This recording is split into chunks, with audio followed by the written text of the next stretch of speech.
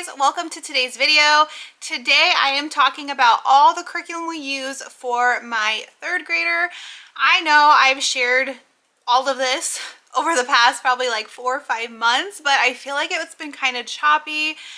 I may have changed some stuff, so I just thought it would be good to just sit down and do a video for each one of my kids' grade levels, like what we're using as far as like our core for like their specific age level. Some stuff I do use for multiple ages, but we're just going to recap. We're going to talk about all things curriculum, and then any questions you guys have, anything you want to see more of, leave those down below in the comments so I can start working on those videos. Anything that I have discount links for, I will link down below. But let's get started. So we'll start with math. That's an easy one. So for math, for my third grader, she uses Saxon Math 3. She actually started this towards the end of her second grade year because she finished The Good and the Beautiful's Math 2 like super early, and I was debating like what to switch her to, or to either keep her on The Good and the Beautiful or switch her to Saxon. And so we tested it out. She did about 30 lessons of Saxon her second grade year. It works, she likes it, and so we are continuing that her third grade year. We also use Nicole the Math Lady. So Nicole the Math Lady is like an online program where my third grader logs on, she watches her video lessons, enters in her problems, does tests, and that's what she does for her Saxon Math. Now, something that I have found with a lot of different homeschool math curriculums, this is not just Saxon, this is The Good and the Beautiful, Saxon, Apologia, Math with Confidence, Matthew C. Well, no, maybe not Matthew C. Matthew C is probably the only one that does it good. But because a lot of math curriculums that I have reviewed and used are spiral based, I find it very hard for kids to learn their multiplication facts. So I found this resource with my oldest daughter when we were going through this. It's the Kumon third grade multiplication book. There's also a division, and then there's fourth grade multiplication and division. These workbooks are amazing. These are probably my favorite supplemental to learn like multiplication fact practice. So my third grader is doing her Saxon lessons, which does teach multiplication, but she is learning how to master it. So that is where I took back my comment about Matthew C, because they have an entire year dedicated to mastering multiplication. So that is what I felt like my kids needed. Their multiplication needs to be extremely strong to move into division.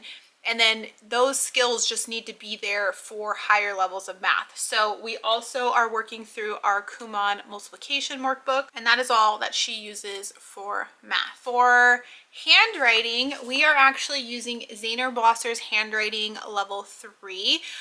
She has used The Good and the Beautiful previously. She has used Handwriting Without Tears, and I just didn't love either of those. And so I saw this on someone's video, I think probably Nikki at Blessed Homeschool Mess. And I just love that it's all in color. I love that it has like little QR codes of videos that can help if they're struggling, and it gets right into cursive. There's like maybe 10 pages of practicing print, and then it jumps straight into cursive writing, and it's like standard cursive. And not only are they teaching them how to write it, they're also teaching them how to read it, which I think is even more important, is actually being able to read cursive. So she does about 1 or 2 pages of handwriting a couple times a week. For science, this is something that my 5th and 3rd grader use together. This is Apologia's Earth Science. I actually have a couple videos specifically on this. It's our first year using Apologia, and I absolutely love it. My kids like it. It's full of activities. They have so much fun doing it every day. So we will probably we'll probably do Apologia again next year, them together again, and then I'll probably continue doing Apologia with my 3rd grader until she's like middle school years is what I'm thinking. For history, I'll be honest, and I'm going to share more of this like in my update videos. What I'm planning on using is the Tuttle Twins America's Story and the Evan Moore History Pockets. All that we've used so far is Tuttle Twins. We've just been reading through this, and honestly only reading through this. We haven't even done any of like the extras that it comes with. I love this book. I really love it. I love the way it's written. I love the way it explains history. My kids love these characters. I can't find a rhythm with it. I can't find a rhythm of how much to read, where to stop, when to do the other activities. So that is something that I need to work on just to focus more on this. But I love this book. Because it's not a curriculum, it's a reading book, I'm just struggling a little bit with it. So we haven't even integrated the pockets yet. I want to, we're just not there yet. So I will be doing more updates on that, but this is what is on the table to be used as far as like history curriculum. Language arts, we kind of piece language arts together. Mainly what we're focusing on right now is our IEW structure and style. This was also something we started last year, her second grade year. I did it more for my older daughter, but my middle daughter, second grade, who's now third grade, she really likes it. I don't hold her as strictly to the standards because she is on the younger end of like the age recommendation for IEW, but they really like doing it.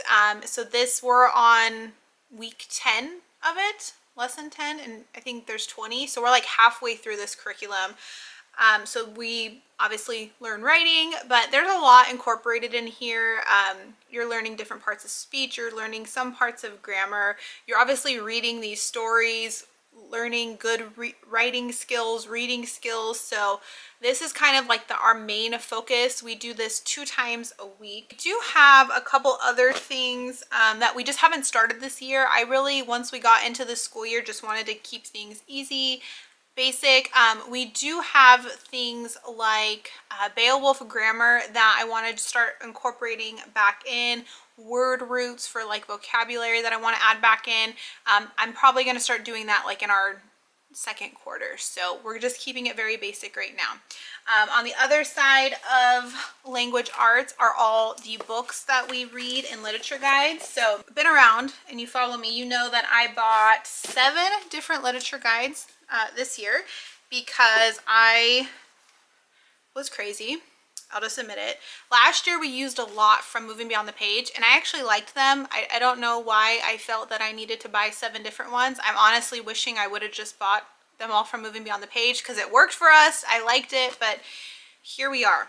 So on that note, we started this year reading Matilda. So this was the first book. I let my kids pick which book out of the 7 they wanted to read, and this is what they chose. I was not a fan of the book at all.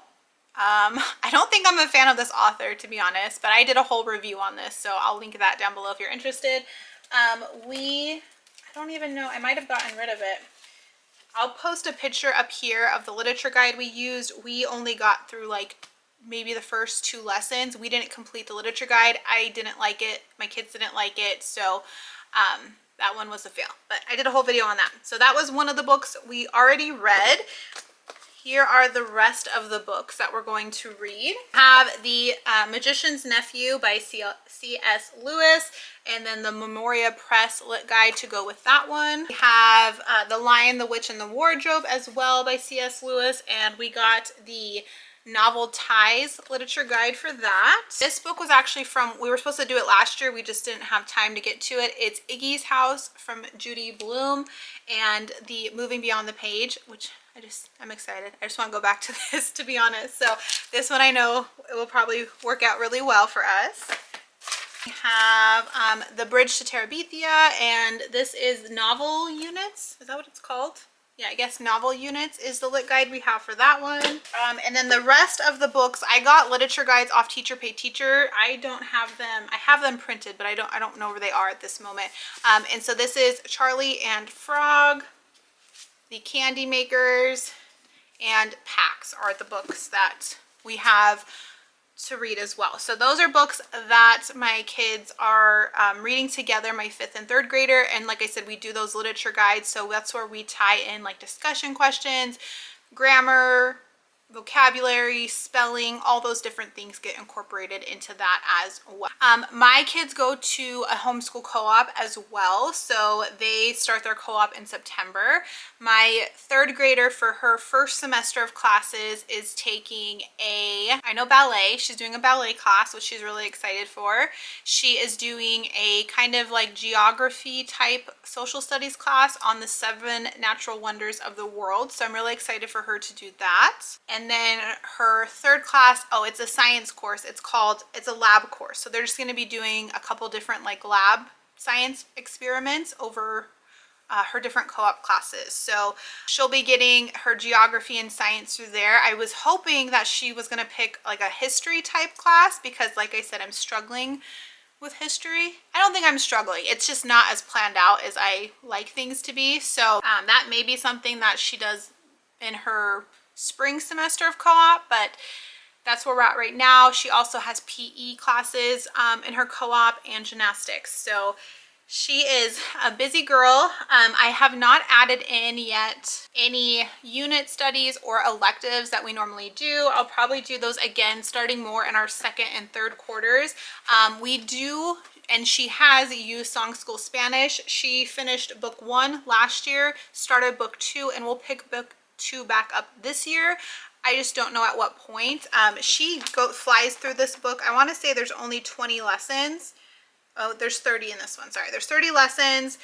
She'll get through it in 30 days of school pretty much. So we'll probably start this second or third semester, I think. But this is what she uses for Spanish. And then I love unit studies. Again, those are something that we'll pick up heavy probably in our third and fourth quarter once our core stuff starts dwindling down. Tons of stuff from like Gather Round. Holidays are coming up, so I'll probably do some holiday specific ones as well. I think that's it. I don't know. I tried to gather everything up. We have stuff in their rooms, in our homeschool rooms, all of our bins, but I think that sums up what curriculum I use for my third grader for this homeschool year. If you have any questions, leave those down below. Thanks so much for watching, guys. Have a great day. Bye.